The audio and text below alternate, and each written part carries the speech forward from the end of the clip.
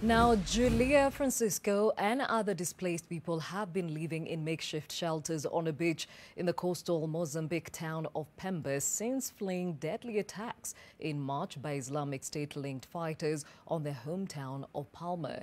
She recounts the ordeal, which included fleeing on foot and giving birth on the way. The attack marked a major intensification in an insurgency that has wreaked havoc across northeastern Cabo Delgado province for over 3 years as the militants seek to establish a caliphate.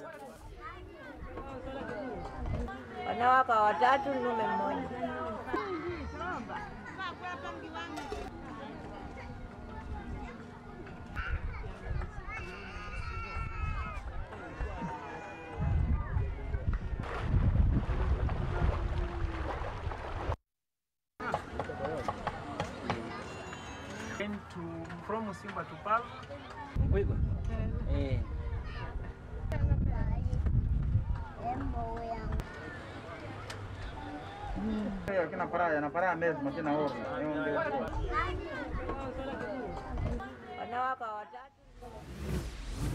Now back to Senegal, and after a year's closure imposed by COVID-19, Dakar's Theodore Monod Museum reopened its doors, presenting its rich collections of African art with objects that have been returned to African soil from France. Now, like many other museums around the world, the museum reopened after a year of pandemic or over a year of pandemic-induced closure, with a new vision and works of art returning to the continent after years. Now, visitors will find improvements as well as additions to the already extensive collection. Built in the early 1930s, the building housed the French Institute for Black Africa, since renamed the Fundamental Institute for Black Africa, before being converted to a museum in 1960 and named after French scientist and explorer Theodore Monod in 2007.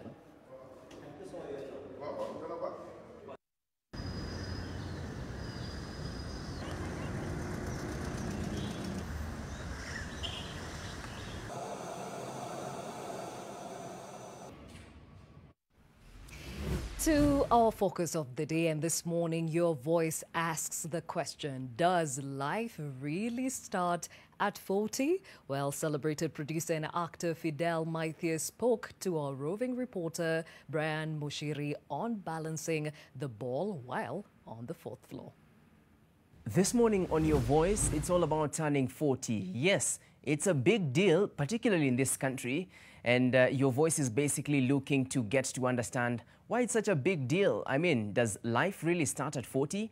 I speak to Fidel Maithia, who's an actor and producer in Kenya, just to get to understand how he has dealt with it. He's been on the fourth floor for a minute. Hi, Fidel, how are you doing? Fourth floor for a minute. I like that. I'm good, Brian. Thank you. I appreciate you obviously joining us. Quick one, does life really start at 40? Personally, I think it starts from 30, to be honest. I think the older you are as a man or a woman, you sort of become self-aware and you know what you like and what you don't like. You're in the public eye. How is it? Is it any pressurizing that now you're part of this level of elites? You need to behave in a particular way. Is it pressurizing? For you to go through life, you shouldn't, even when you're younger, even if you're 20, 25, the public perception of you should not matter to you. It should matter if you're doing the right thing. Your conscience should be clean. If you know you're doing everything you can to succeed, everything you can to just get to that level where you feel like you have a level of success in your life, and it's not compromising on anyone's security or on anyone's state of being in terms of wellness, then you shouldn't be judged by that. You shouldn't feel like you need to explain yourself, as it were, to anyone.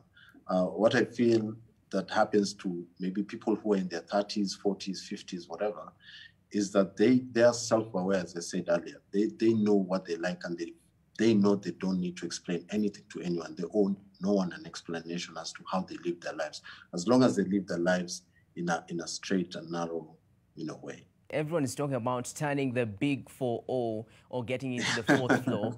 As a young person, do I need to get scared by the time I'm getting there? No, you don't need to get scared. I think one of the things that I stumble upon every time I try to think about my age and everything is, I remember Jay-Z had this song when he turned, I think, 40-something, and he said 40 is the new, 20 or 30 is the new 20. And he explained it in the song. I can't remember the song right now. That's another side effect of age. He has a better life in terms of his profession. He has a better car. He has a better, in terms of a home life situation. He's married, has kids and stuff like that. I think the older you get, you become self-aware, and that self-awareness makes you make the right choices in life. When you're younger, you don't necessarily make all the right choices. It doesn't mean that you don't make the right choices, but it's not all the time. But when you're 40, you don't have all the time in the world. So, time is ticking. So you have to do everything as it's supposed to be done. And that in itself gives you that freedom to just do stuff and stuff that will make you happy as well. So you don't need to be scared as a 20-something-year-old person. You don't need to be scared about turning 40. I mean, great things are yet to come for you. Finances. When you turn 40, it is perceived that your financial freedom at least should have come by then. Do you think this is the case? Is it possible to make more money past 40? Or are we just saying that 40 is too old? Well, it's possible to be financially secure, that for anyone at any age bracket, to be honest. It just depends on what you're doing for a living. That being said as well, there are things as 40-year-old, as older people, maybe we could have done better when we were younger so that we are financially secure going forward. But at the same time, you can be financially secure in terms of earning more money because of the expertise that you've acquired over the years. So people treat you as a consultant, people treat you as an expert in a certain field or genre of work. So that being said, it's a 50-50 thing. It could go either way. Okay. You know what I mean? Yes. If you didn't do the right things when you're younger, it's definitely going to hunt you down the line when you're older. If you did all the right things and as well as gained knowledge and experience and expertise in whatever you're doing for a living, it will help you down the line as well. What does a younger Fidel need to know right now that you're in the fourth floor, rather? Well, life is hard. life is beautiful, but life is hard as well. We can't sit here and complain. I mean, there are people in worse situations. I mean, we've had what COVID has done to many people, especially in the creative industry. That being said, maybe you wish you could have invested more when you're younger. You wish that lose 5K, that lose 10K you got when you're 25, you could have invested it in something else other than going out to the club or something like that. But all these things are also learning curves for you. Okay. It doesn't mean that you spend that 5K, that 10K, you may spend that 20K when you're younger.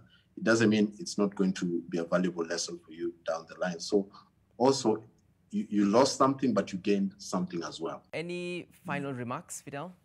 Every day above ground is a blessing. So the older you get, the more blessings you're getting in life. So I'd like to leave any young person listening or watching with those remarks.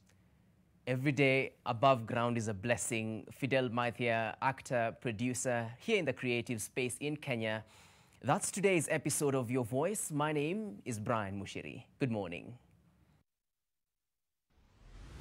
A very insightful conversation there between Brian and, of course, Fidel, who has been on the fourth floor for a few years now. We celebrate you and thank you for giving me a peep into that fourth floor and many others that are actually hot on the heels of getting into this space. But to understand this scope even better, in studio, we have Jackie Wasike-Sihanya, who is a life coach. We're also joined by Evelyn Nongari, who is a marketer. Also joined virtually by Anne Moremi, who is a business owner, and also joining us virtually is Edwin Kibuthu, who is an MSME business development advisor and consultant. Thank you all for joining us on this conversation. And I must say at this point, everyone here is over 40, so they're coming here with wisdom and experience about what it is we're talking about. But I'm sure you've got questions about this. Like I already said, I do now that I'm crossing into this space. And Jackie, when we say life begins at 40, does it really? Well, obviously, from a very practical point of view, it doesn't, because it begins when you are born. But 40 is a significant point in one's life if you think that lifespan might be about 80 years. So that's the exact midpoint. And around that middle of life timing, a number of things happen together that make it significant. So some of these things include changes in your physical well-being. You're losing stamina, you're losing muscle tone, you're gaining the bulge. There are changes socially in family. For example, maybe you're beginning to take care of your aging parents. Maybe you're burying your parents. In family as well, children are becoming less dependent on you if you're a parent. Professionally, maybe you're at a plateau. You've done everything that you could. Maybe you might begin to think that it's not satisfying you as much as it did before. But I think critically is a psychological shift, that you stop seeing life, or you stop seeing your age as time since birth and start thinking about it as time left to live. And that puts a certain pressure on you. And that pressure might translate into, life beginning at 40, because now you're like, I have to do everything I want to do because I don't have the time. But we also know that for some people, it leads to very, very drastic decisions, some of the behaviors that, people talk about and refer to as midlife crisis. And we'll delve further into some of those pointers you've touched on. Let's hear from those who have actually crossed over. Evelyn, let me start off with you. When you were turning 40, were you excited or anxious? It was both. I was excited and anxious. I didn't know what to look forward to. And everybody spoke about being 40, and it was just a scenario or a point of, I guess it was just age. But then when I turned 40, I was super excited to be 40. So you've had before life begins at 40, and there's this expectations like, Jackie saying that you should have done this, done that. Were you feeling some sort of pressure, both without and within? Yes and no. Reason being, there's some things I had planned to have done by 40, and some which I hadn't achieved by the time I was turning 40. But then that didn't bring me down, and I still got this. I still have years ahead that I can achieve what I had planned to do. So, yes and no. Okay, a very optimistic outlook to this. Let me hear from the gentleman amongst us, Edwin. How was the experience? Were you excited or wondering, hey, now with all these things that I haven't done? I think mine, because of the pandemic and what happened, I don't think it was as exciting as it ought to have been. But for me, it wasn't anything big. I think I have been waiting for it, but not because of the pandemic. What happened is that now there was so much focus on the pandemic. We focused a lot on trying to survive, staying above water. And so it wasn't really anything big to say that. There's a lot I'd expected to have achieved. Okay, I hear you on the pandemic, and I think many who were turning 40 last year decided they did not turn 40, and they'll do it again this year. But then again, even as you were crossing over with the pressures around you, did you feel like you needed to tick certain box when you were actually, turning 40? Yes, the few milestones I think I had set up for myself was some financial goals. And then, of course, I expected to, you say by 40 I should have a house, I should have this amount of money in the bank account. And, so I didn't take as much as I wanted to in that area. Next was family. I got married really early, I think a little bit early. And have children, so at least that was ticked somehow to some extent. Career-wise, I think I'm getting to know myself better now than I did before. Okay, all right, interesting. Now coming from a lady who is actually married, Anne, was it exciting? Were you apprehensive? Okay, turning 40 for me was interesting. As you have said, those of us who turned 40 last year, there was a bit of, we felt cheated because, you know, you couldn't even have a party and there's a lot of pressure to do something big for 40. But on the other hand, that was also a little awesome because that was a perfect excuse. You could not just do something really intimate and small. So for me, there was quite a lot of excitement, partly because a lot of my friends had already turned 40. So I'm one of the few that are turning 40 last. So number one, I was excited about it, happy to join them and, you know, get a chance to, you know, for a different view. So yes, I was excited and I was happy. So I'm actually glad that, you know, I was able to do something. Initially, it would have been bigger, but it ended up being small and intimate.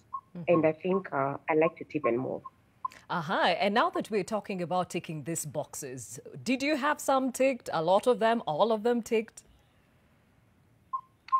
Okay, I did have some ticked, but for me, turning 40 has really just been more about clarity in terms of, yes, I may be in this career, but am I enjoying it or do I want to change something?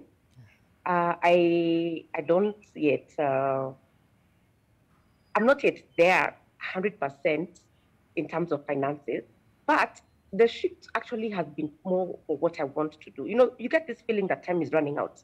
And there are those big boxes that you want to tick, but there are also small ones that are now you're interested in. For example, you know, this is the year that I want to get a tattoo. And I'm like, you know, time is not on my side. So, you know, I'm like, I cannot do it, you know, if I want. This is the time I want to experience more travel. You know, despite the pandemic, I want to see my country more. I want to be with my children more, like in the outdoors. And one of the things that I have realized is that I want to focus less on the mundane, you know, the homework every day. Like I want them to finish their work in school so that when they come home, we are sort of doing more bonding, doing more fun things, because I'm like, this is the time they are forming memories. And I want those memories to be good. I just don't want them to remember, mommy, it was the same, it's equals to homework, you know? Yeah. So there's a clarity about what I want, and then I want to go for it. And it's not just financial, it's really more about quality of life. You get what I mean? Yeah.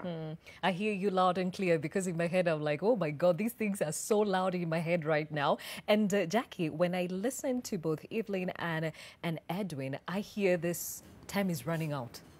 Clarity of mind and purpose. How do you handle especially the time running out bit? Because it's inevitable, as you're saying, psychologically, there's been that shift, but then again, you're still here and you've got to keep your head above water, so to speak. Indeed, Gladys, that is actually one of the main characteristics of this stage in life. And as I mentioned earlier, it can act as a catalyst for you really going for what you want. I mean, I was listening to Anne, is it, when she was saying that she's got clarity, that now she's focusing on quality of life. So once you realize that time is limited, you're more likely to go for what you really want as opposed to what people expect of you. You have gained more self-confidence. She's talking about getting a tattoo now. I mean, that suggests that she doesn't care anymore about what anybody says about getting a tattoo. So you have gained some wisdom in life, and then you also recognize that time is precious, so you want to use it more effectively. But it's also true that, you know, when you're setting goals when you're younger, middle age is really the end point. It's the timeline that you're focusing on. So when you get to that middle age, you've probably ticked a lot of the boxes, as you have said, because that was your target timeline. And so it's also very natural for you to go back and start reviewing those goals and starting to see, have I achieved them? What next? Because once you have achieved a goal, then you're obviously beginning to think about the next thing that you want to do with your life.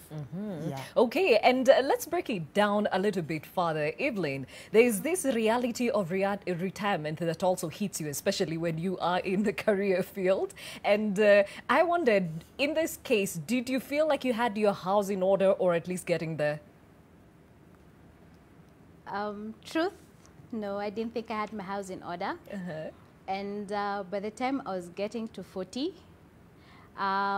I thought, wow, I have 20 years to retire, and that gave me some panic. But then in the long run, I was like, okay, I have 20 years to make my house in order. So I thought I started laying down the things that I needed to prepare to ensure that I had a good retirement. So if I thought about it earlier, then I would not have caused a panic to myself. Okay, and now that we're being very honest, when you think about your career trajectory until now, does it also kind of give you some comfort that, you know, what you've laid out will kind of catapult you to where you want to be in the next few years?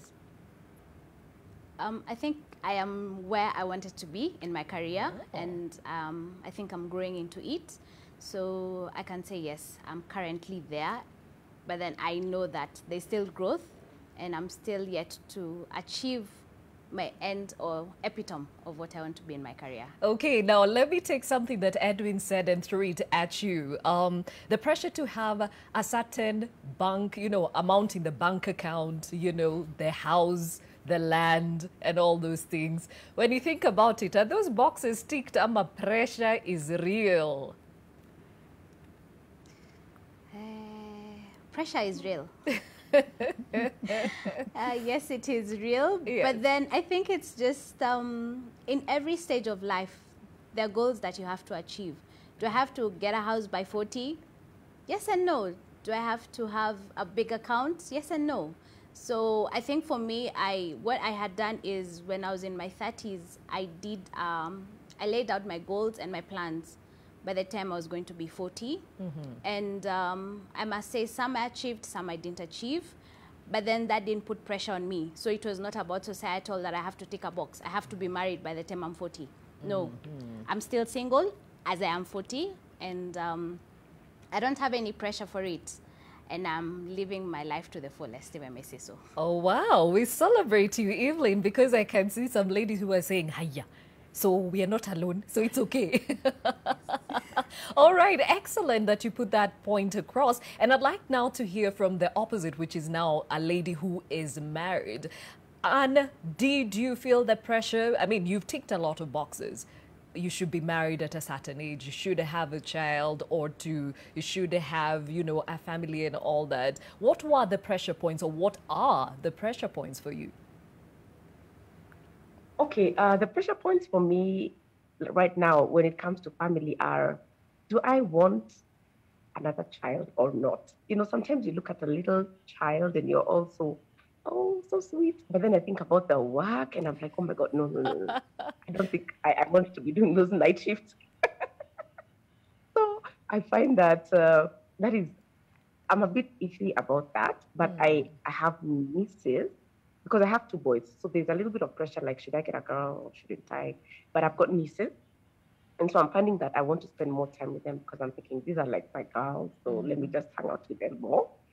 Yeah, and so there's that pressure because as a woman, you feel that time is running out. And one of the things that happens, to be honest, is the menopause thing. It starts beckoning. People don't talk about it much, Yes. but you know, this is the stage that you're now premenopausal. And you're like, oh my God, time is literally really running out. The eggs are drying. I hear you loud and clear. And, you know, there are people who say, it's always good to have that last one, you know, like a retirement plan. You know, that child, that's the one you keep sending around when your bones can't move around as fast as they did when you were younger. You're not thinking that perhaps you need to have a retirement plan? And that's the thing. Somebody to be going upstairs for me. And, you know, the funny thing is, as you start thinking about, for example, constructing a house now, you find a lot of people telling you, by the way, please make sure that downstairs there's a room so that when you can't climb the stairs anymore, you can just use it. And you're like, why are you guys telling me about my knees? And there's a bit of resistance, but I think you start hearing that. You don't hear such things when you're in your 20s and 30s and you're thinking of buying a house or contracting. But now you think about, yeah, something could happen. You also think about your parents. Someone said earlier that you start taking care of them. Yeah, you start seeing them struggling. And one of the things that I keep saying is, oh my God, this is the future. Am I ready for it? This is the future. Am I going to hack it? Are my children going to be also able to be there for me in terms of if I need their help, do they have the time to take me to hospital? And if I want that to happen, it means that there's a certain amount of character they need to have in them, So you start seeing a lot of things. Yeah. Okay, and Jackie, let me take something that Anne says. This thing about taking care of your parents, somebody says it's because you get to a point where you start seeing yourself in your parents. And as she mentions, you'd like to actually model what you'd like your kids to do for you as you do it to your parents. Talk about that. Yes. In fact, that role reversal between you and your parents is actually pivotal at this time in your life, because as you have said, you start beginning to realize that you're going to need your children at a certain point in your life.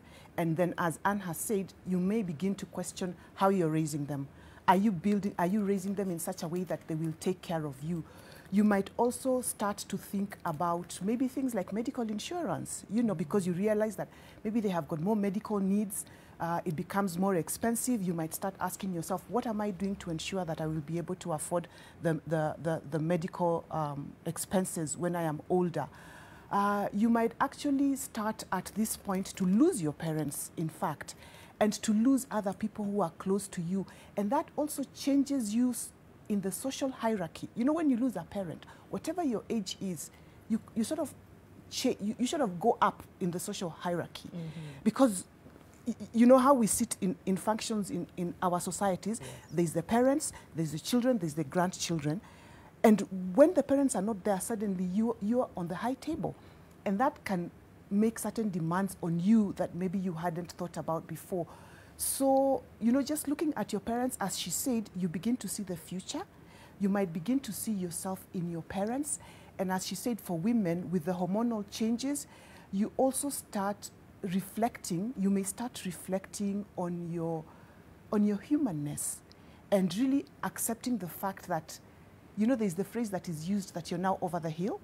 You may actually start reflecting on the fact that from now on, I've got, less time than I have already lived. Yeah. And that can have an impact on the way you live the rest of your life. Now, ladies, that hormonal change and the body changes that happened at this point, we shall come back to, because I know it's a struggle point for a lot of us. But before we get to it, remember, our question of the day is, do you look forward to turning 40? Does life really begin at 40? And if you're already there, was it and is it all you expected it to be?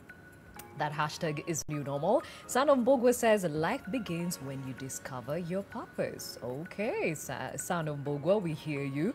Fred McPhillip says, life begins when you realize your responsibilities. So the two gentlemen, it's not tagged to the age.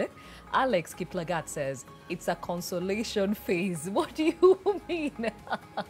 Give us more details on that. Modern Bonga says, just remove age from your plans because it brings unnecessary pressure. Life has its own pace. Okay, we hear you. Another here from Mohati Awange, who says, not really, life does not start at 40. Even before someone turns 20, they need to be prepared to start the journey of life and find out the best way possible to be able to have an income generating source. Right there in itself is pressure because there seems to be a need for you to be moneyed a certain way. And let me take you back to Edwin. When you think about your 20s, 30s, and now that you're in your 40s, do you feel you were adequately prepared? I honestly don't think so. Completely. I don't think that I was adequately prepared for anything in life. I was brought up in a very Christian family, and so I was shielded a lot from a lot of the things that were happening out there. And so I got to experience life when it comes, new life and all these things. I got to experience how the outside life would be because we were really sheltered. Because of that, I got married really early. Probably, I think I was 26. I got married. I have 3 beautiful, wonderful children. But life in its own way, I am now divorced. So like, Evelyn is single, Anne is married, I have been married, I'm divorced, and now single again. So life for me has started again, trying to find a new space for my daughters, 3 of them. I'm trying to find a new normal for them at this age. So all this is happening when turning 40. So with all the expectations, then there is the disappointment of people. And then now there's the kids, how do you handle them, how do you co-parent, how do you take care of them? And so I don't think I was really prepared for some of these things. So it's new. Okay, and I thank you for being so vulnerable about your situation, because it's reality and this is what we've got to embrace where we are at. When you talk about divorce, having ticked the box and now unticked, would you consider that a failure, and does it come across to you as a pain point? At the beginning, I took it as a failure because there's so much expectation, especially for my girls. My eldest is 13, and then I have a 7-year-old and a 5-year-old. So especially for girls, it felt like a failure that I failed them, and hoping they don't find men who will divorce them when they get married. So that's one of the failures that I thought I'd done. But with time, I started to focus more on why it happened and what can I change. Because I'm turning 40, or turn 40, and then I have, if God gives me 30 more years, I have 30 more years to live. I'm not going to live alone. I need to find another someone else. So it's those questions you're asking yourselves. How do I start finding love again? What will my children see? Will they accept her? Will they accept me? Will they accept the situation? So yeah, that's where I am right now. Oh, wow. Trying to start all over. Yeah, that's a lot of, I think those are many balls in the air to, grapple with, Jackie. I mean, it brings to the fore how to deal with past and recent failures, because I think at this age, you kick yourself more than you did when you were younger. The thing, Gladys, is that when you're viewing your goals, when you're young, your goals are far away and they tend to look really rosy. You imagine that when you achieve that goal, or when you tick that box, everything is just going to be fantastic. But as you get closer to achieving that goal, or as you achieve that goal, you start living the reality of the goal. For example, if you had a goal to be married and to have children by the time you're 40, you might have that marriage and you might have those children, but now you're living with the reality of the sleepless nights that Anne was talking about. You're living with the reality of having to pay school fees. You're dealing with sibling rivalry, and you might be dealing with issues in your marriage as well, as Edwin has said. So you might have ticked the box, but it may not be what you are expecting, yeah? But the advantage of this happening at this stage in your life is that you're also more confident about the fact that you can handle life, simply because you have an example. I mean, you've lived 40 years. So that means there's something you're doing right, yeah? And if that's not the way you feel, I want to encourage you. If there's anybody who doesn't feel that way, you've lived 40 years.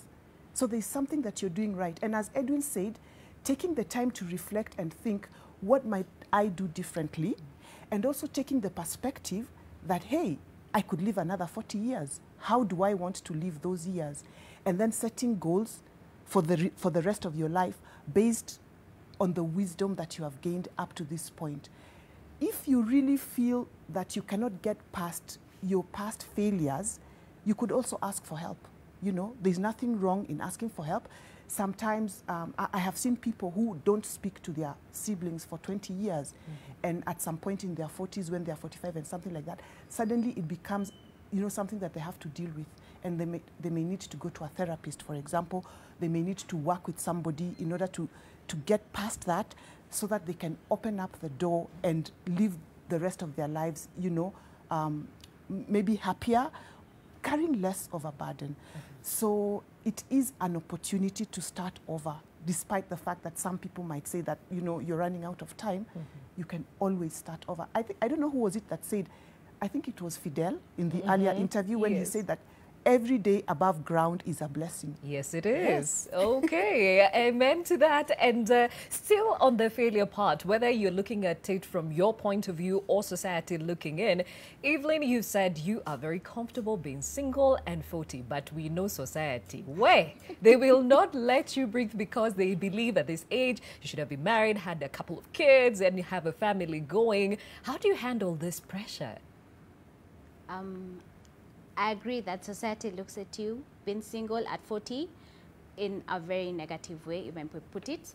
And especially in the corporate world, they expect you to be married at this age with children. And so when you're even going for some jobs or promotions, they may pass you because you're single and say that you do not have any responsibility in you. I tend to differ with that. Just because I am single at 40 doesn't mean that I have no responsibility. And the society pressure is a lot. It's a lot. But I'm grateful that my family does not give me the pressure. Though society will ask me why I'm single at this age, my family will encourage me and tell me to pursue that which I want to achieve.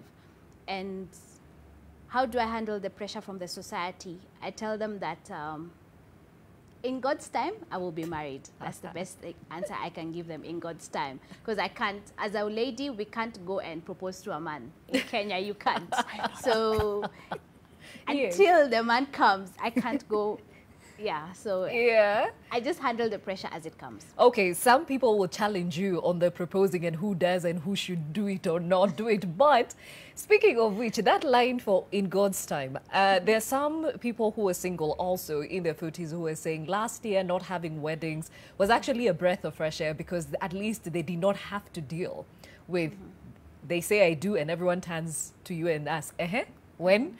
You know, how do you deal with the fact that your friends are within these boundaries or have been able to, you know, go ahead of you, and yet here you are tagging along as a single lady? Have you had to let go of some friends, adopt new ones? Actually, yes, some have let go. Some have this vibe of now that I'm married, I can't hang out with a single person. And it's unfortunate because then you are labeled as a single person, which is very sad. And yet maybe our paths or our lives were supposed to be interacting with each other for us to interdepend on each other. So, well, I'm grateful that my friends who are married, some have chosen to stay with me and others have chosen to choose a path of going different ways. But then I think it's something that brings to mind that is being single something that is labeled or you're seen to be an influence, a bad influence or a good influence to somebody. And I think it depends with what the friendship means for you to then either choose the path to stay together or go separate ways. Fair enough, fair enough. Let's hear from Anne, who is married. How do you view that? Well, also for me who's married, there is also a little of questioning about marriage at this age and probably even earlier because you find that, you know, like Jackie said earlier, you know, you've lived for 40 years. Yes, you've been married. But what I like about 40 is that you have history to look at. And one of the things that has really been beneficial for me is actually being able to look back, looking at my expectations. You know, when I was getting married, I also got married early at 26. I don't know whether that is early or late, but, you know, been married for quite a while now. So I'm able to, there was what I thought it would be, and there's what it is now. And a lot of time, for me and for other people, there's a disparity. What you know, the way like when you're doing online shopping, what you saw versus what you bought, what you got, and you're like, okay, was I caught? Something happened. So there's a little of that. And also for me, it's a chance to look at patterns. Like, you know, how have I been responding? What have I been wanting? Am I getting it? What had I thought I'd be giving? Am I still giving that? Or am I holding back? So it's very interesting. And you find that there's also a shift, even when some marriages break up, and that is very normal at around this age, because you realize, no, this is not what I wanted, and I'm not going to continue like this. I want something new. But then you can also say, this is not what I wanted. I want to make some changes. And then you try and make them within the marriage. So I think relationships shift a lot. And even I'm happy to hear that, Lungari is talking about, you part ways with some people and you keep others. The same happens for me who is married. I do have, luckily, a mix of friends some who are married, some who are not married. And you know what? The truth is sometimes we also envy those who are single, Lungari. We're like, you want to do something, you just up and go. Like, there's no issue of getting visas, from your spouses, looking at your calendar, looking at your children. Yeah. And sometimes those responsibilities, I was telling a friend of mine the other day that marriage, it sometimes limits you in a way. As much as it empowers you, it limits you because there's too many people to consider. It's not just you. And yet at 40, you really just want to focus on you, to be honest. You really just have been focusing on a lot of other people. But now you make a shift and you're like, now me first, As a mommy, that it's quite a different way, and even as a wife, because a lot of times you tend to put yourself at the end. But when you get to 40, you find yourself wanting to come to the front, you see, and choose you a lot of times. I hear you loud and clear, and we'll delve further into some of the things that you brought up in a moment. I understand we have a caller from Kakamega. Abdi? Amin, kutoka Kakamega? Ndio. Good morning. Good morning. I can hear you clearly. What's your comment or question? Mine from Kakamega is, God has set time and place for everything. So once, in the case of a lady, if you hit the age of 40, there are quite a number of things that creep in biologically. So one, if you are at the age of 40, you are nearing your menopause. So the possibilities of having never conceived a baby at the age of 40, there are chances that you may develop fibroids, you may develop ovarian cysts, because now your body is now switching to a different age in life. So to me, people achieve different items at different times. But most importantly, when it comes to the issue of raising up children, you should get these children before you hit the age of 40, so that you may have time to grow with them, you're strong enough, you can play with them games, and at least you can interact with them. Now, if you try to get a baby at the age of 45 to 50 years, what time will you have, when will you never have time to play with your baby? If you want to play games that you can't even sit down, you can't stand up, your bones are so, your muscles are hard, your knees are paining. So to me, I think at the age of 40, for the ladies, it's fine, they should be settled in a marriage and have children. Okay, now, Amin, are you married? Yes, I'm married. How many kids? I have 44 children. How long have you been married? I've been married the past, let's talk about 28, 30 years from now. And you talk a lot about aching bones. Do you already have those? At the age of 50, I have. Actually, right now, I find a bit of problems with my back, a bit problems with my knees. So you're speaking from a point of experience. Thank you for calling in. Yes. All right, Asante Sana. Now, Jackie, I'd like us to talk about that in a moment, because this family issue is a pain point for a lot of people. Let me go back to Eddie. Divorced at age 40. Of course, just like Evelyn is talking about, some people who look at you different. Did you experience the same thing? Oh, yeah, totally. When we separated, I had a lot of friends who were married. Many of them were married. And so what happened is that they started to walk away from me a little bit. I don't know whether it was they were avoiding the influence or the influence of separation or divorce. So it's been about 5 years now since the separation. And so most of the friends I had just completely walked away. And the kind of interaction we used to have before, we never used to have it, stopped that interaction. And I got to form a new base of friendships. Friendships who would not judge me, friendships who did not look at me as a virus that was going to infect their husbands or whoever it was. Yeah. And I got to somehow shift from the former friends to new friends who are understanding the new phase that I am right now. People who are able to walk with me, because sometimes separation and divorce brings a lot of depression, anxiety, and all those things. At this age, so you're starting again, and so my friends shifted, and I'm happy to say that I currently have a new crop of friends who saw me through the pain, saw me through the process, and then now are able to look at me and talk to me and deal with me where I am in life. I've been trying to get back some of those old relationships, which are good. Some of them we may be able to get back into some form of relationship, some form of friendship. Some of them may not.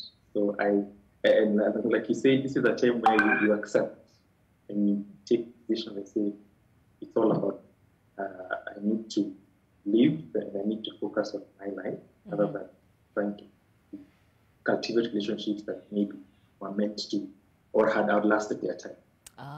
Okay. All right. We hear you. And Jackie, again, I hear this family issue come over and over again because for some reason it's supposed to be the epitome of your 40s, of your maturity, and yet each of these panelists are looking at it from a different point of view. Talk about preparing for this space and dealing with the different outcomes of the same space. Okay, Gladys, I think that pressure around family comes from, and around many other things, comes from believing that there's only one way, you know? But as a coach, I can tell you that there are limitless possibilities. So Amin from Kakamega was talking about the fact that your eggs are drying up. You can love a child that you didn't give birth to. So you don't have to give birth to a child to raise a child. Edwin is talking, Edwin and Anne, okay, Anne was talking about the fact that family can limit you. And in a sense, yes, family can limit you. And that's where those single siblings come in handy. You know, I know for a fact that, you know, unmarried aunties and uncles can play a very important role in the lives of the children of their married brothers and sisters. An unmarried sibling, an unmarried sister can do things for her parents that her married siblings cannot because they have other responsibilities. So what I would say is that don't look at it as, you know, there's only one way to do it. Family, the definition of family has also changed, you know, and whether we like it or not, I think we also need to accept that the definition of family has changed. So what I would encourage people to do is to think, when you're thinking about family, is to think about how many different ways can you define family, which way seems to work better for you given your circumstances, which way would you like to try. I want to share one example, Gladys. Charles Njonjo. He's 100 years old. Yes. Or maybe more now. More, actually. He got married at 60. He's raised children and he has grandchildren. As somebody said earlier, age is just a number. Yeah, and life has its own flow. You don't have to start, people start having kids at 20, raise their children, and then start a completely new life after that. People start, live their life and then go to raise children. So I would just say that don't bow to the pressure. Just think about the different possibilities that exist and then go for what works for you. And at this point, I think it's also good to put it out there. Naomi Campbell, Janet Jackson, both had their first children at 50. So it is possible, especially with technology and science.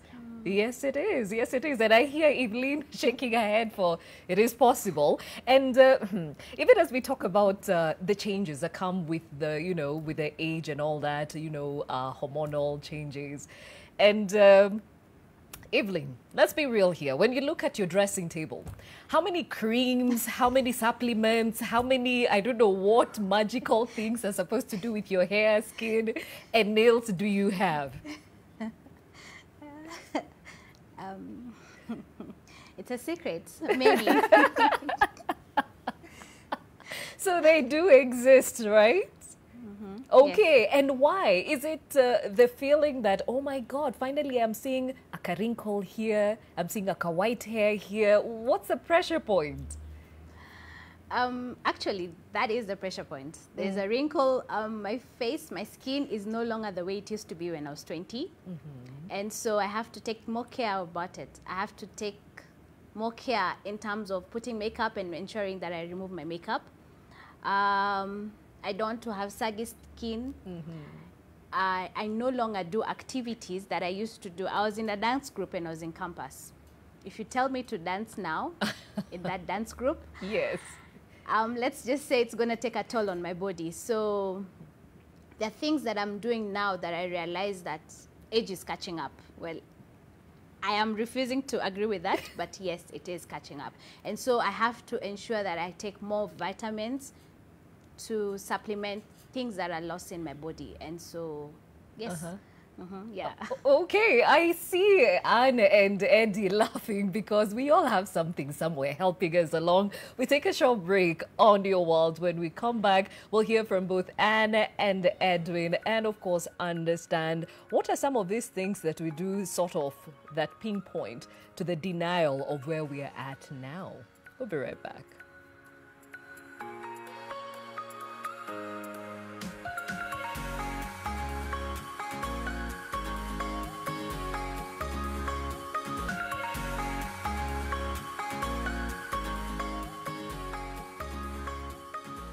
Thank you for staying with Your World. My name is Gladys Gachanja, having a very informative conversation on turning 40, the hits and misses, if you will, and helping us along is Jackie Wesike-Sihanya, who is a life coach, Evelyn Nongari, who is a marketer, Anne Morimi, who is a business owner, and Edwin Kibuthu, who is an MSME business development advisor and consultant, who are all over 40 and sharing with us their experiences and perhaps what you would call their wisdom, even in this space, as we also gain wisdom from each other on this one. Now, before we went to break, we're talking with Evelyn about some of the things that are becoming a reality, and that's why that dressing table has so many creams, supplements, and many other things that you would want to actually take care of the inevitable, the changes on your body. And Anne, how does your dresser look like? One thing that I recently had to tell myself is no more buying stuff until what is there is finished. Because you find that you can overbuy products. You know, like you have too many products because this does this does this. But, you know, it's true. And the thing that has been a bit of a pressure point for me is just this dark circles under the eyes. Oh, yeah. You know, you keep on, did I not sleep well? Am I not refreshed? You know, so yeah, you're right that you start noticing these things. And recently, I've even found myself going back to my photos when I was in my 20s to look and find out the difference between, you know, the before and after photos. So I think that it is a very real thing, but it's also good. You know, the best thing to hear when you're 40 is that you don't look it. Let me tell you the truth. Oh, yeah. That's the best thing. I agree with you totally. Everyone who says that. Yeah. But also there's someone who called in and was talking about aches. Then Dongari talked about dancing. Some of these things, they come in a very subtle way. I used to do a lot of Zumba when I was younger. I used to do a lot of aerobics, but now dance for me is like, oh my God, no. I'm just going towards yoga, you know, stretches, because you realize that being up on your, you know, jumping up and down, by the time you're done, you're like, why are my knees feeling funny? And you're like, oh my God, that is a sign that, you know, it's happening, whether you like it or not. It's a reality. But the thing is that there's a lot. I like what Jackie said. There's not only one way. There's not only one way to exercise as well. There's so many ways that you can exercise. So rather than think that, and now I'm not so into Zumba, I can try Kizomba, you know. I can try Salsa. So, and I like that. There's like a whole new world that opens up, even as you look for those serums, you know, to make sure that, age-defying creams. Oh, yeah. Those are just part of the game. I'm telling you, we are fueling a multi-million-dollar industry with these things. Huh? So they say you're only as old as you feel. Eddie, how true is this after 40? Oh, wow. Like Anne say, the best thing you can ever hear is that you don't look it. So most people I meet, most people I talk to, they're like, hi, Eddie, don't look like how you used to look in campus. And thank God, probably you have very good genes in the family. So looking is different from feeling. Because like many of them, I also used to dance a lot. I was very active. I used to ride the bike a lot. I used to like traveling a lot. But now, somehow towards the end of last year or there before, it started to slow down. So yeah, and you events you can't go past 11. You're like, I need my bed right now. So you sleep earlier, you sleep longer. Yeah. when we were younger, we used to sleep late and wake up very early. It's the opposite completely. This is the point when men, especially my age, were told that our sexual drive changes with women. So this is when you're starting to look for those testosterone enhancers. Drinks. And just things that that keep your energy up once in a while. So that's where we're heading. I hear you. And Jackie, I mean, it is reality. That wrinkle has checked in here or there. The laughing lines all of a sudden become a pain point. The gray hair, especially the gray hair. Oh my word. And a lot of people would rather hide it. So is this denial? Or is this just, dealing with what is happening, just that it's happening a bit faster than you expected? Gladys, I think I mentioned to you earlier that it's all a question of perspective. I think the multi-million-dollar industry is there to solve a problem. And there is nothing wrong if you want to have those creams, if you are taking extra vitamins, if you're coloring your hair. If it matters to you, there's absolutely nothing wrong with that. But at the same time, if you are willing to accept yourself as you are, there's also nothing wrong with that. I think what we need to watch out for is if those changes are leading us to do things that affect the quality of our lives, then I would say that that's when it's a problem. If you are changing your physical appearance so that you actually now begin to look like a ghost, or you are spending so much money on those creams and gels and whatever you're doing with your hair to the extent that you're failing to meet other responsibilities, then it becomes an issue. But I also want to point out something. Evelyn talked about not being able to dance anymore, and Anne was talking about not doing Zumba anymore. I want to say something to you, Gladys. I started running after 50. Ooh. Working with a fitness trainer, understanding that my physical stamina is maybe not the same. But what I'm trying to say that even if your body is going through certain changes, you can do certain things that help you to maintain your stamina. You can change your diet. Yes. Those vitamins that you're talking about might work for you. You have seen stories of marathoners, 100 years old. So they're not doing the marathon in 2 hours, but they're still running. It's a question of mindset. What do you believe that you can do and not do? I think in our parts of the world, there's this belief that once you've raised children and you have retired, you shouldn't do certain things, like running, for example. But why not? So I would say, again, focus on what is possible, what is doable. The fact that you're losing muscle tone doesn't mean that you can't do Zumba. Maybe you can do Zumba only for 15 minutes instead of the 1 hour that you used to do. But you're still doing it. But you're still doing it. The fact that you're sleeping more, let me tell you, Gladys, raising children. Hey. You are tired 24/7, 365 for 20 years. So it's not surprising that you get to a point in your life where you want to sleep some more. Accept it, embrace it, enjoy it. Yeah, that's what I would say. Again, just looking at different possibilities and not being fixed on one solution only. Yeah. And the point about raising children and the fact that you're always tired, especially for the women, I'm sure we can write a book and many series about that. There's somebody who actually mentioned, Eddie, I'd like you to say if this resonates with you or your group of friends, that when men hit 40, there's a renewed sense of family when men gravitate back to their wives and homes. Have you heard this? Have you seen it? I have seen both extremes. I've seen both extremes. There are those who have always been with family throughout from time they were born, and maybe midlife crisis starts to push them back. They want to be Subaru boys again at that age. But there are those who maybe they focused a lot on work in their first few years. And then now they've realized the kids are getting old. Like my daughter, suddenly I discover she was 15 to 13 and 10 and 12.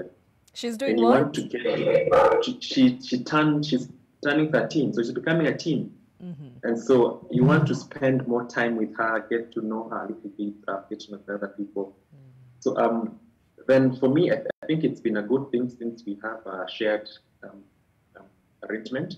So when they come to me, I want to be around them all the time. I want to stay with them. If I have to work from home and they are home, I make sure that I work from home. Just to hear them, feel them. For me, I've become a little bit more attached to my kids now. Than I did before.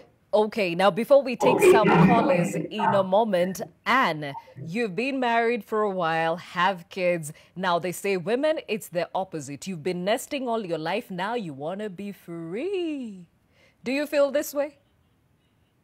Yes, I do feel that way. I feel that way, and therefore I'm actually happy that my kids are both. I have twin boys and they're 10. So that is a stage that is, the children are also wanting to be more independent. So in a way, even as I'm trying to also be more, discover and follow more of me, it is working well because the children are less needy.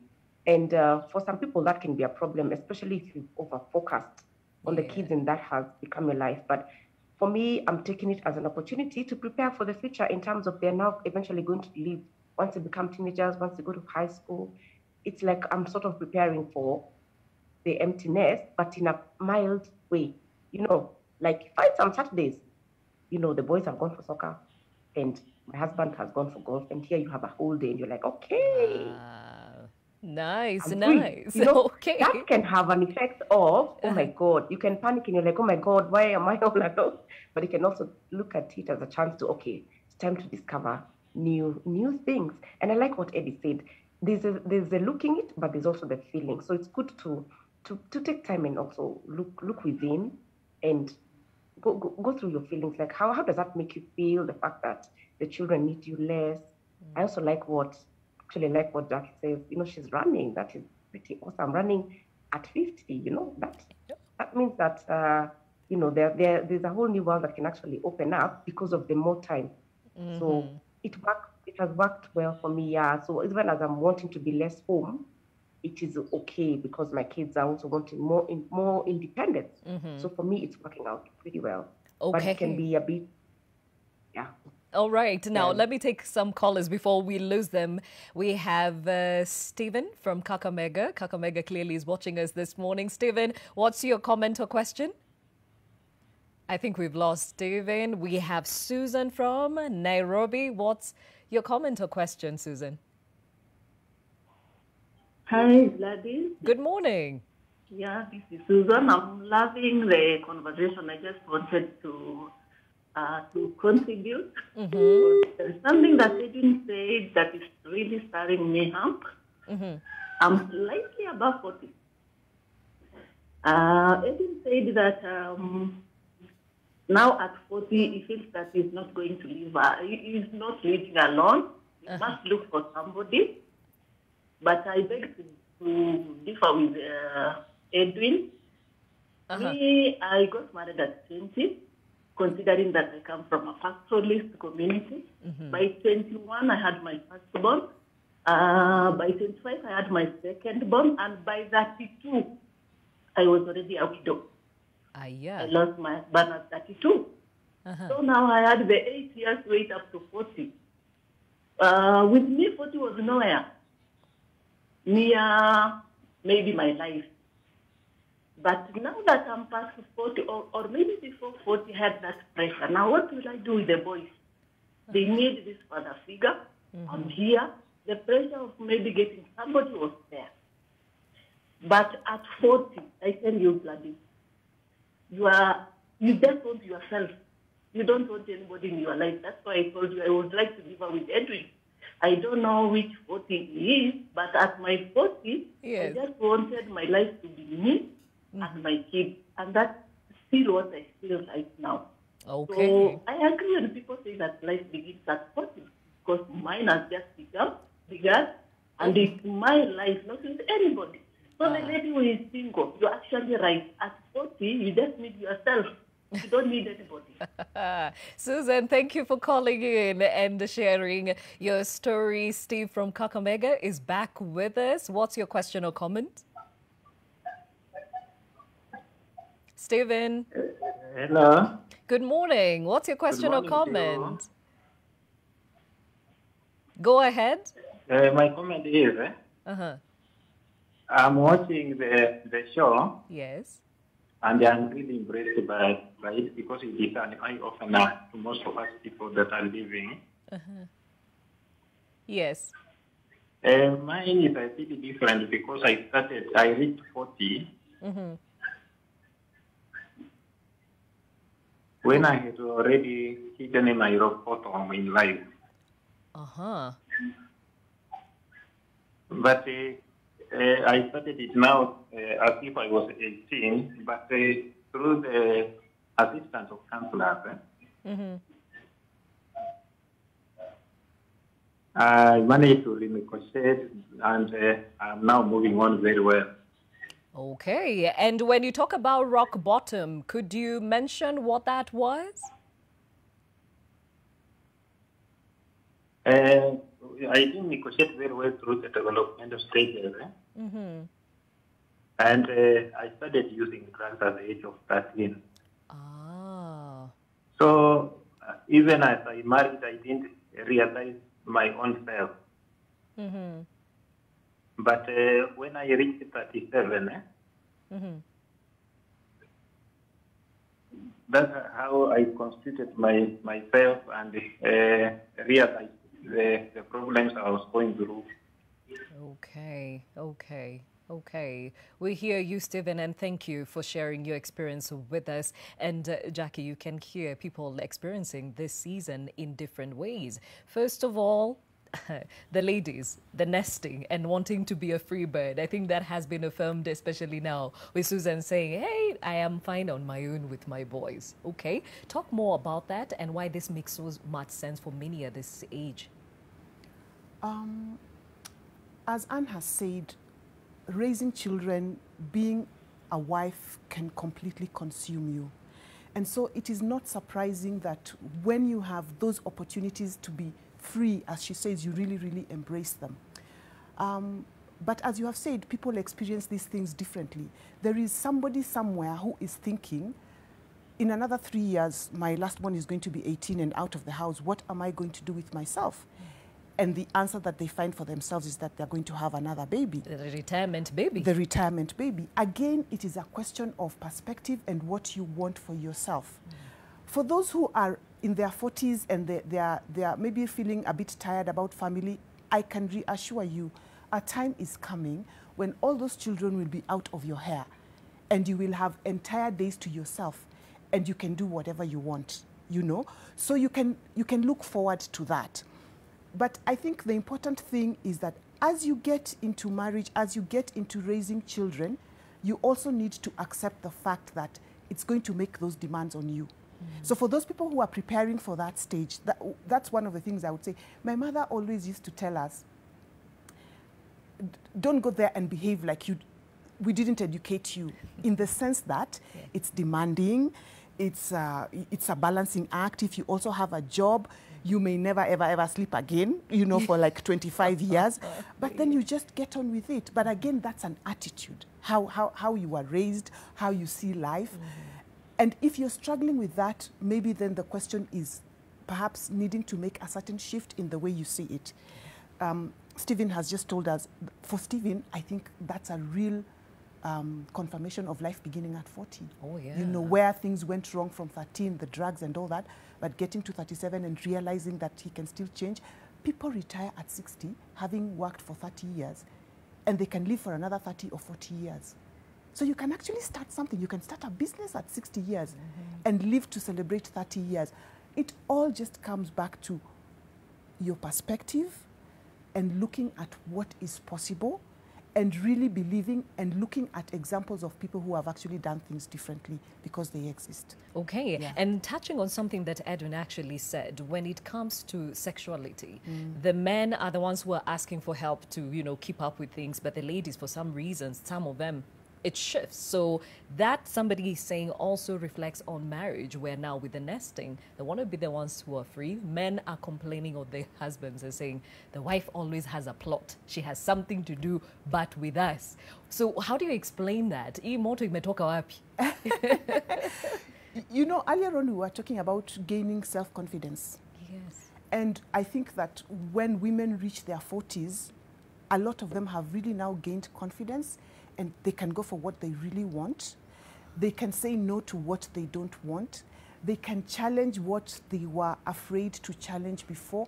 And this happens in all spheres of life, including, you know, the sexuality, including, Evelyn was talking about, you know, corporates looking down upon you because you're single. You know, you can challenge all those things. Now, if you're with a partner who is looking at things differently, whose perspective is, oh my goodness, now I am over the hill, now I am losing my libido, and then you start seeing this other person seems to be going the other way, your partner might start thinking that you're rejecting them, they may not be able to deal with it. But that's why, again, it becomes important to be able to communicate, you know, what's happening with me, what's changing with me, what am I choosing? Yeah, that communication is very important. That pressure that comes with doing certain things in the family, that pressure of being a certain way as a couple, it's again important to communicate what's happening with me, and then you can, you know, you can move forward together. But then, as we saw for Edwin, there are people who in that communication realize that actually we should go our separate ways because that's the solution.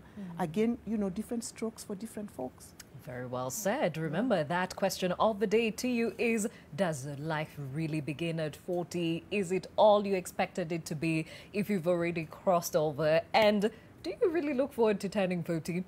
Michael says, you start subtracting from 70 and you're like, nimebakisha 30 years za kuishi, 6 elections na vile miaka inakimbia.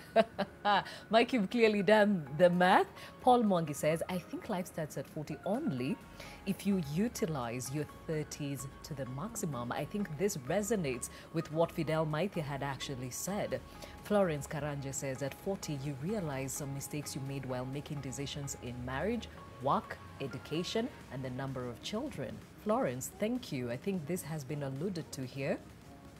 Lillian Karanja says, I love being older, more stable, more certain, more accepting of myself. And that's what Jackie is alluding to. Confidence galore in this space. Hannah Morage says, divorce shouldn't be equated to failure. Can we normalize the reality of choosing your mental health and emotional stability is breaking through anything holding you back? Well done, Eddie. All right, Hannah, you bring up a very good perspective to all this because even Steve from Kakamega has said he had to let go of baggage. His was drug addiction. Some people say this is the part where they actually let go of past baggage that's been pulling them back or resolve past baggage. Evelyn, for you, have you found yourself in that, you know, crossroad of sorts? Yes, I have. In terms of, let's see. For in terms of, for example, have you sought therapy to resolve some feelings, resolve some past circumstances, something like that, or gone to make amends with people in your lives? In your life, rather? Yes. The relationships which, because of the life I lived when I was young, they went in different ways. I've come to a realization that some relationships are important. And so I'm on a journey of reconciling with some of my friends, some of my family members. It's a difficult journey, a tough journey, but I chose to go through this journey because I realized that if I don't mend my ways now, it will affect my future. So there are people who impacted my life very greatly, and I would want them to remain in my life. And so because I had let go of those relationships, I have chosen to go back and to nurture those relationships. Some friends, it's difficult, but I believe that through talking to them and through just seeking forgiveness, we're going to make it. I've grown up as from a single parent family, and having my father not been there, I have chosen to follow the path of mending the relationship and growing and nurturing a relationship with him. Wow. This is something that not many people would attest to, but then it's something I've chosen, a path I have chosen. The blessings of a father are very great, and so for me, it's just having my father bless me, having my father develop a relationship with him. Not that I'm saying that my mother didn't give me everything I required. My mother has been there, and she continues to be there. She continues to be my role model. But then also just having the father figure is also key, especially when you grow older. You realize that you'd want to have your father there as a lady, and the things that you get to learn from men, which at times you may not learn from a female person. So I think for me, it's things that happened in the past that I am trying to bend my ways now. Great perspective there. We take a short break on your world. When we come back, we hear from Anne and Edwin in as far as some of those places they've had to go back to perhaps, you know, make amends, or some of the relationships they've realized really were not good for them to start with. We'll be right back.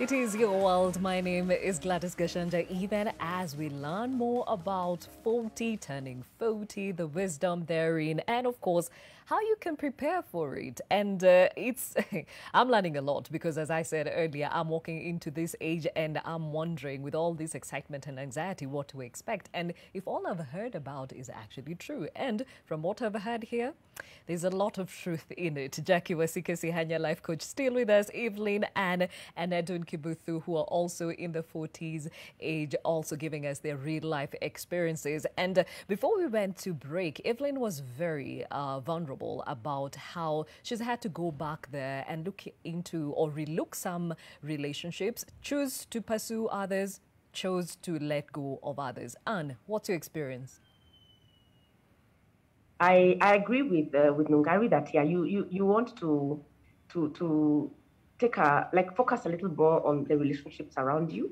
I like the person on Twitter, I think, I don't know, I think it was a lady, yes, who talked about we need to normalize people who choose mental health. So I say that because I have actually started seeing a therapist, because you want to even understand not just others, but yourself. You want to be very self-aware, understand yourself, understand what has contributed in making you to be where you're at now. So that's one of the relationships that I have actually cultivated.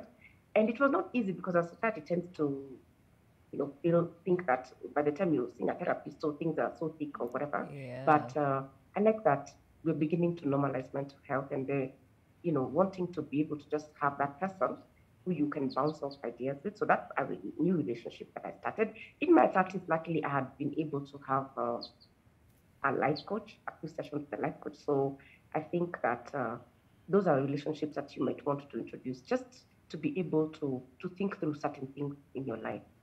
And one thing I've noticed also is that, as you plan for retirement, what I've realized is that there are two things you need. You need the money, but you also need the thing to do, which is not work. So you then need to have a hobby. And I find that guys are able to maneuver that space very well, especially men who, let's say, they golf. Golf takes a lot of time from the schedule. And sometimes I look at women and I feel like there's a gap there. You know, I'm happy to hear about running from Jackie. So for me, I'm also trying to establish relationships that are going to go the long run now in my retirement. You know, people I'm going to be able to be comfortable to spend time with, so that you don't just want to focus on career and then you forget your social life. Then now you're 60 and you're wondering, why do you not have friends? You know, the issue of this chama becomes so critical, especially for women, because we really we want to go through life with the people, talking about everything. So I'm finding that I'm very intentional about my social life. And those friendships that work for me, I'm finding that I want to pour more into them, because I know that shortly they're going to be my feet. So I need to give them the time that they require. And, you know, sometimes what happens is that you don't even cut off people, but as you grow, you find that they've just cut themselves. Yeah. You know, COVID has been like that. COVID has made our circles be very small. It's not even been that you've sat and thought, let me reduce it. It's just happened organically. Yes. It just happened. So you're able to find the people who are your new normal in terms of friendship. Even Eddie talked about that you find that there's these new people around you who know you, who accept you, who you're comfortable to be yourself with. Because at 40, really, you're so done with not doing you. You're yourself. And if that people can't cope with that, they'll just follow. So yeah, you're right. Okay. The relationships. All right, we hear you. Eddie, you talked about, and as Annie's saying, about the things, the relationships you lost, some you had to let go. But also, even as you were saying, you were not prepared for all the experiences you've had up until now. Have you gone back to sort of have or find meaning in them, resolve some of those issues? I think I did that about 3 years ago, when things were really bad for my end and things looked like they were going downhill throughout. I think it was a time when I decided to just focus my life and get to ask those serious questions. I was able to get some help from someone who I was referred to, who was able to help me get to resolve those issues one by one. One of the most common ones was about friendships. I was very bitter about friendships that did not stick with me or were not with me in that space. I was very bitter about that. And some of the people who I thought were very good friends with me and come along for such a long time, okay? Maybe even through high school, through campus, and all of a sudden, they're not there. And so I was a little bit bitter about that. That was one. Second thing is the church doesn't like divorcees. So there was a lot of stigmatization. And I had to get to the point where I had to accept that, okay, this is it. I have to live with it and move on, because my happiness leads to the happiness of my children. And therefore, I need to be happy for the sake of my kids to be happy, but for my own mental health issues. I also joined a group of divorcees from church. We have a study together. So those are some of the things that have helped me refocus, re-strategize, reorganize my life, and then get to cultivate new friendships of people that we have common goals together. We have common experiences. So that's how my coping has been. All right. Jackie, shedding baggage and investing in real and true relationships. Talk about that. Yes, I mean, baggage can really hold you up, can really hold you back at whatever stage of life you are at. And when you get to the middle of your life and you start contemplating the fact that, you know, you've got a limited time left, your thoughts move towards making the best use of that time. And that's why it's not a surprise that this is a stage where you really want to shed baggage, you really want to make things right. You're also thinking about your legacy, you know, and possibly wanting to make sure that when you leave this world, you leave something. And I think that the period of COVID has actually been particularly important for that. I've spoken to a lot of people who have said that suddenly they realize that they need to put their affairs in order, even if they're not 40 or 50. But, you know, I like to say that even if you have very clean water, if the pipes are dirty, the water that comes out at the other end is not going to be clean. True. But it's also true that it's not always easy to shed the baggage. And that's why I'm happy to hear people here really just openly talking about the fact that they were seeking the help of a therapist or a coach or a support group, because sometimes it's not easy to let go of that baggage on your own. But it's amazing when you finally do that, when you realize the things that that hold you back and you let go of them. And I think the beauty of growing older is also that, well, at least my kids have told me that, you become more empathetic, you become less critical of yourself and of others, you become more accepting of life and going with the flow, just in the same way that you also begin to reject things that you really don't like, things that don't make you happy, things that are not in alignment with your values. And so for me, I'm a big believer in the fact that everything comes together in the end. And sometimes you just need to be a little bit quiet and just listen to what's going on with you, with your body, with that conversation that keeps running in your head, that friend that you wronged those many years back, and then just dealing with it and moving on. You know, my son likes to say, very cynical, no one comes out of this life alive. So don't sweat it. But if you can do something, why not? Do something about it. Yeah. All right. And there's somebody who's saying, please, let's go back to that midlife crisis story, because he has a few things that he's dealing with.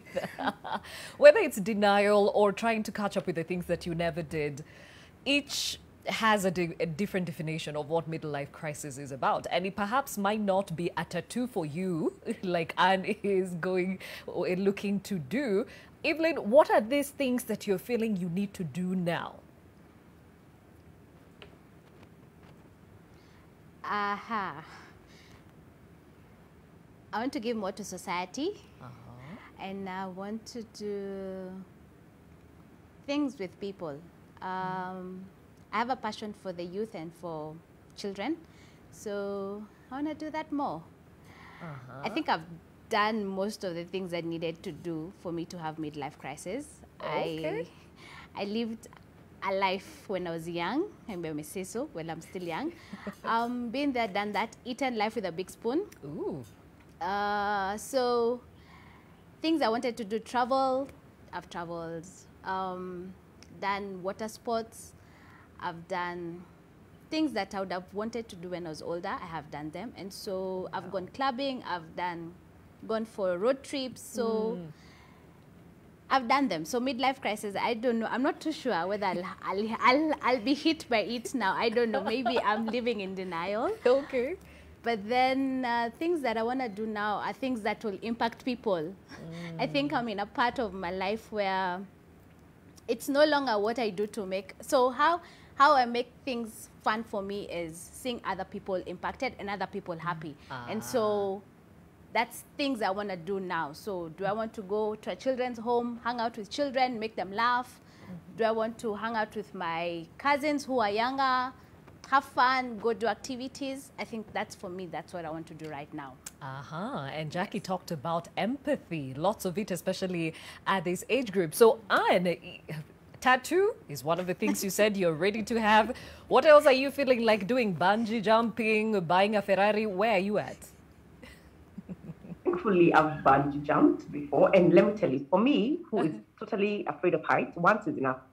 If I ever go to a place where there's bungee jumping, walking up the stairs and walking down will be enough of a thrill. So like Nungari, I've sort of done quite a few things, which I'm happy about, because I don't feel like I'm trying to catch up with time because I've not done much. So I thank God for that.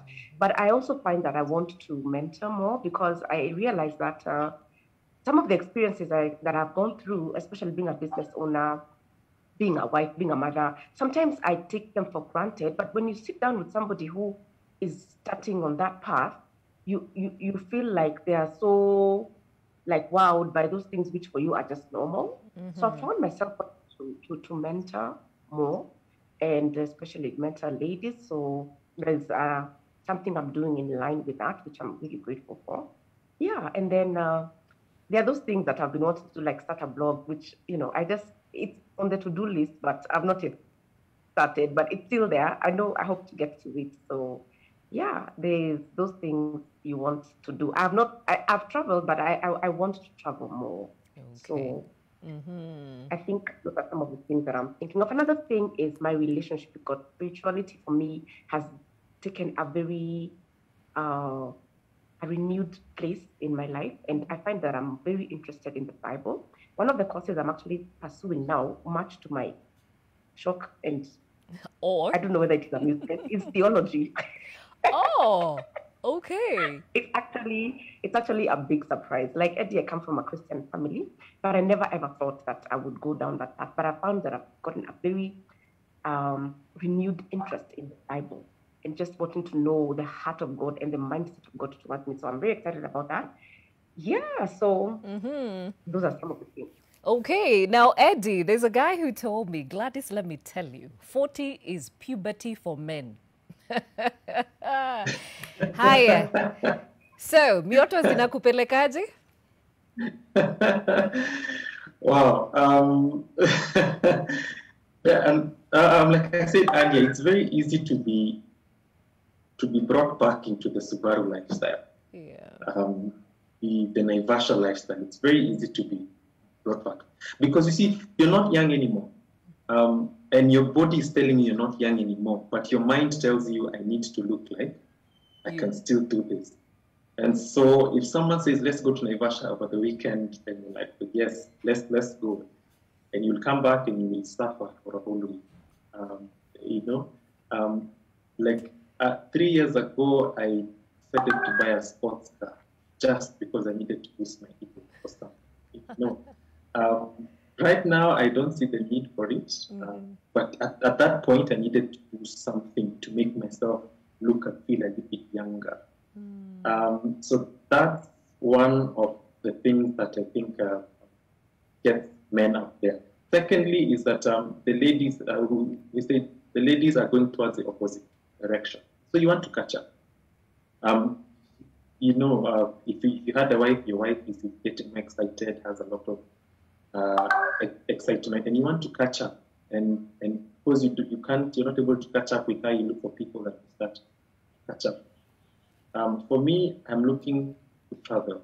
I want to travel. As I said, I settled down early, and so went straight into taking care of the children and school fees and all those things. So I was not able to travel as much as I wanted. Right now, I want to travel. I want to settle down again, probably soon, But now, having made sure that all the baggage and all the mistakes I made are taken care of, then probably retire well. Like the rest, I'm into social justice and I'm into young people. So I'm a board member in some organizations where they deal with the youth, and so that's what I want to do. Just to continue there, continue helping the young people in this organization that I'm working with, and then just mentorship is important. So especially men, they don't make the same mistakes I did a few years ago. We hear you, and clearly varied experiences, but something is being said here, legacy. The importance of leaving a legacy. Let's talk about that, Jackie. Yeah, I mean, when you're in your 20s and things like that, you don't think about retirement, you don't think about, what you're going to leave behind.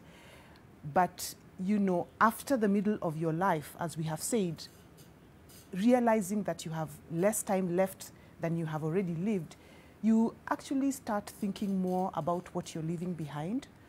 And I'm so happy to hear from the people who have spoken that they have some very specific ideas about some of the things they want to do, the mentoring, the social justice, maybe making people happy, the blog, maybe writing a book and that kind of thing. So it's not unusual that this now becomes a focus for you at this stage in your life. And I think that is as it should be, because, you know, as you grow older, I think you also have a certain responsibility to be a role model, to help other people learn from you so that they don't make the same mistakes that, that you did. But it can also be scary, yeah? And this is what makes some of the behaviors that we see look very strange when you see certain people behaving in certain ways, because you had all these goals and you have achieved all these goals, but suddenly you're faced with a situation where you need to reformulate your goals, and that can be a little bit insecure. And that's why you find, like Edwin is saying, he decided to buy a sports car. Now, if a 27-year-old man buys a sports car and wants to go out with as many girls as possible, it's not strange because of the age or the phase of life. But when this is happening with a 45-year-old, it appears strange because the expectation is that he should be already over that. He should already have settled down. He should know better than to waste his money on a car. So there's often a period of transition, even as you're getting into the middle of your life. There's a period of transition where you may feel insecure, you may feel particularly vulnerable. And this is actually the period when you really need to watch out so that you don't make decisions that will affect your legacy, if I may put it that way. Yeah, but definitely thinking about legacy is something that comes as you grow older. All right, and perhaps a parting shot even as you walk us through how to conquer this space now that this is inevitable. Okay, yes, Gladys. People have talked about some of the things that you can do. One is just gaining information. And this is why I'm so pleased to be on this show and, you know, to see what you're doing. Just gaining information about this stage, what happens, you're not alone, what are some of the symptoms, what are some of the things to look out for. Secondly, dealing with the specifics of your situation. So if it is a hormonal issue, perhaps consulting a medical specialist. If it is the baggage issue, consulting maybe a therapist. If it is the family issue, maybe having important conversations so that they don't put pressure on you in certain ways. I mean, if you have decided you never want to get married, let your parents know that that's a decision you have made so that they don't continue to put pressure on you, but also demonstrate how you can continue to contribute to the family. If it is financial issues, you know, there are also financial coaches out there. So you can get somebody to help you do some planning. But I think the most important thing is to know that this time will come. You know, we talk about retirement, we talk about old age. No one is immune unless, you know, unfortunately you die before that time. It will come. So don't go living your life as if that time will never come. Think about it. Don't be obsessed by it. Talk to people, find information, readjust your plans. And I mean, at the end of it all, it is a transition. It is a transition. And, you know, one day you will look back and you will wonder why it was such a big issue for you. Yeah. All right. Well said. Jackie Gachanja, life coach. And of course, I applaud Evelyn Nongari, who is a marketer, Anne Murimi, who is a business owner, and Edwin Kibuthu, who is an MSME business development advisor and consultant, even as you joined us and were vulnerable about your own journey and experiences within this 40 age. So I think I feel much more equipped walking into this later on in the week. So as Santeni said, and I'm sure many others who are watching, as they called and said the same, a lot of learnings coming from this conversation. Asanteni. Now tomorrow, we shall be back on Your World, and we'll be focusing on something that the world will be marking on Friday, Menstrual Hygiene Day. So we will be looking at menstrual hygiene or health management in this country, how we're doing, what we need to do, and especially in the face of the pandemic, because this is actually a pain point for a lot of women and girls. See you then.